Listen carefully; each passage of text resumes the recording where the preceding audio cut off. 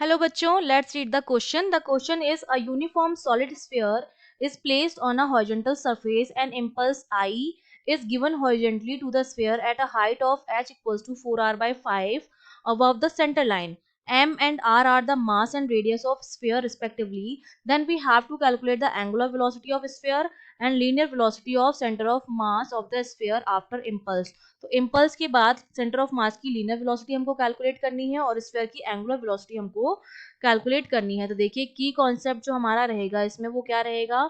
सबसे पहले तो इम्पल्स की बात की जा रही है तो हमें पता होना चाहिए जो हमारा इम्पल्स होता है that is I equals to F delta T, वो मेरा किसके बराबर होता है, चेंज इन लीनियर मोमेंटम के बराबर होता है। पहला कॉन्सेप्ट हम ये निकालेंगे। दूसरा हमें लीनियर वेलोसिटी सेंटर ऑफ मास के अक्रॉस निकालनी है, तो मुझे सेंटर ऑफ मास के अक्रॉस जो मोमेंट ऑफ इनर्शिया रहेगा वो कैलकुलेट करेंगे और इस तरह से हम क्वेश्चन को सॉल्व करेंगे।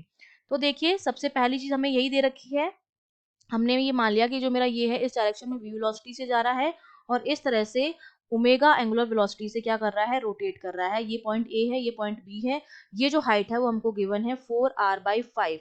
इस हाइट पर हम इसको क्या देते हैं, इम्पल्स देते हैं। तो अब हम जानते हैं कि जो मेरा इम्पल्स होता है आई वो चेंज इन लीनियर मोमेंटम के बराबर होता है। मतलब मैं इसको कह सकती हूँ P final minus P initial.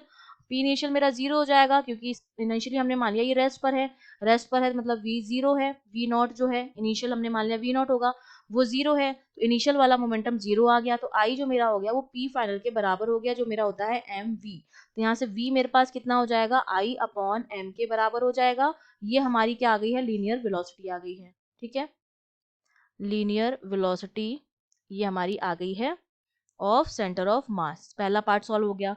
अब हमें क्या निकालना है, हमें निकालनी है एंगुलर वेलोसिटी। तो देखिए जो एंगुलर इम्पल्स होता है मेरा वो एंगुलर मोमेंटम में चेंज के बराबर होगा, मतलब डेल्टा एल के बराबर होगा। जैसे लीनियर इम्पल्स जो था लीनियर मोमेंटम में चेंज के बराबर था, तो एंगुलर इम्पल्स होगा एंगुलर मोमेंटम में चेंज के बराबर होगा, मतलब L final minus L initial के बराबर होगा।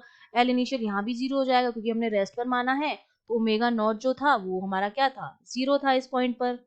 ठीक है, तो इसका मतलब एंगुलर इम्पल्स मेरा क्या होता है, इम्पल्स इनटू हाइट। तो इम्पल्स मेरा कितना है, आई इंटू हाइट कितनी है, जिस हाइट पर हम दे रहे हैं उसको वो है हमारी 4r/5। ये मेरा हो गया एंगुलर इम्पल्स जो मेरा एल फाइनल के बराबर आएगा। एल फाइनल मेरा जो हो जाएगा वो हो जाएगा I center of mass into omega, I omega के बराबर होता है। अब जो आई सी एम की जो वैल्यू होती है मेरी moment of inertia of solid sphere, वो हमारा होता है 2/5 mr² के बराबर।